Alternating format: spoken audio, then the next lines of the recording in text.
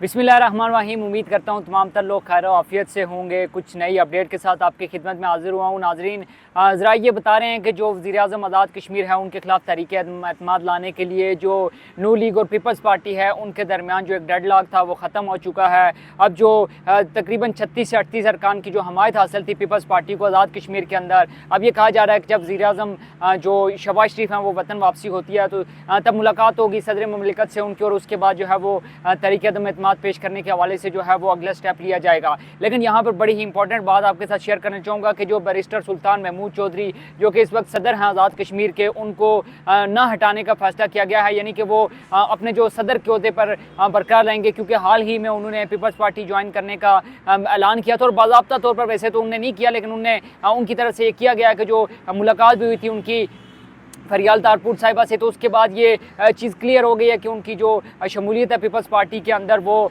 लाजमी हो गई है, यकीनन हो गई है। और जो आप ये कह सकते हैं कि जो पीपल्स पार्टी के अंदर उनकी शमूलियत है, इससे पहले ये पार्टियां बदलने का उनका अपना ही एक अलग से रिकॉर्ड कायम हो गया। तकरीबन 6 से 7 बार जो है वो अपनी पार्टी वो तब्दील कर चुके हैं। साथ ही साथ अगर आपको मैं बताऊँ तो वज़ीर-ए-आज़म आज़ाद कश्मीर ने कुछ शराइत सामने रखी हैं। उन्होंने ये कहा कि अगर आप चाहते हैं कि मैं खुद से इस्तीफ़ा दे दूँ तो कुछ शराइत हैं जो मैं आपके सामने रखना चाहता हूँ। उन्होंने कहा कि इस चीज़ की अश्योरिटी दी जाए, गारंटी दी जाए कि जो मंसूबे हैं, ख़ासकर जो तरक्याती मंसूबे हैं वो जारी रहेंगे, उनमें किसी किस्म की रुकावट जो है वो नहीं डाली जाएगी। साथ ही साथ उन्होंने ये कहा कि जो वज़ीर-ए-आज़म आज़ाद कश्मीर है वो इस्तीफ़ा तो दे देंगे, लेकिन जो पीपल्स पार्टी है वो अपना नामज़द जो उम्मीदवार है वो सामने लेके उसका नाम सामने ले आएँ, ताकि उसके बाद वो फैसला कर सकें। अगर वो मनपसंद उम्मीदवार ना हुआ तो वो उसके बाद मुस्ताफ़ी हो जाएंगे। अब इस हवाले से पीपल्स पार्टी के जो ज़राए हैं वो ये दावा कर रहे हैं कि जो वज़ीर-ए-आज़म ने हाल ही में कुछ तकर्रियाँ की हैं, साथ ही साथ कुछ फ़ंड जारी किए हैं, तो वो तमाम तर चीज़ें, उनके तमाम तर जो फैसले जो गुज़िश्ता 1-2 हफ्तों में हुए हैं वो तमाम तर फैसले जो है वो रिवर्स किए जाएंगे। और वज़ीर-ए-आज़म आज़ाद कश्मीर के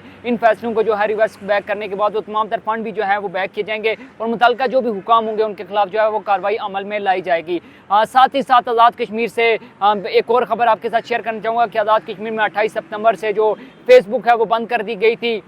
फेसबुक दोबारा बहाल तो हुई थी, लेकिन जो उसमें पिक्चर्स हैं वो अपलोड नहीं हो रही, साथ ही साथ जो वीडियोज़ हैं वो अपलोड नहीं हो रही। जो नई स्टोरीज़ हैं, आप कह सकते हैं कि फेसबुक, हम जो अपनी ज़ुबान में कहते हैं कि फेसबुक रिफ्रेश नहीं हो रही है, सही से चल नहीं पा रही, तो जो इस तरह के इशूज़ हैं मेरे ख्याल में ये सॉर्ट आउट गवर्नमेंट को करने चाहिए। और इस हवाले से जो अवामी एक्शन कमेटी है उसको भी मौसर अल्फाज में जो है और मौसर अंदाज में जो है वो अपनी आवाज़ उठाने की ज़रूरत है, ताकि जो आज़ाद कश्मीर की शहरी हैं, क्योंकि अपना पैगाम दुनिया तक या फिर जो मुतल्लिका इदारे उन तक पहुँचाने का ज़रिया एक फेसबुक ही होता है कि उसके ज़रिए आप अपना पैगाम पहुँचा सकते हैं, आप अपनी आवाज़ उठा सकते हैं। अगर इसी आवाज़ को दबाया जाएगा, आज़ादी इज़हार राय पे पाबंदी लगाई जाएगी, तो मेरे ख्याल में फिर जो लोग हैं, ये शहरी हैं, वो फिर तैश में आएंगे, फिर वो दोबारा से बाहर निकलेंगे, तो खुदा न खास्ता फिर कोई ऐसी सिचुएशन जो है वो डेवलप हो सकती है।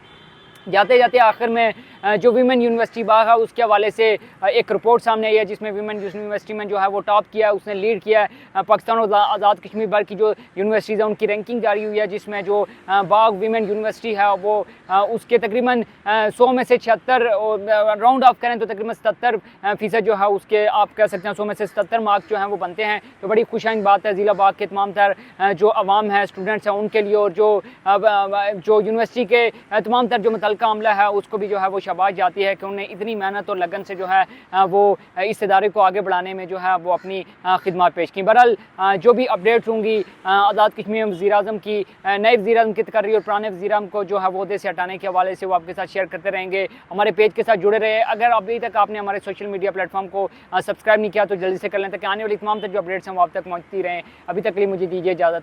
अल्लाह हाफ़िज़।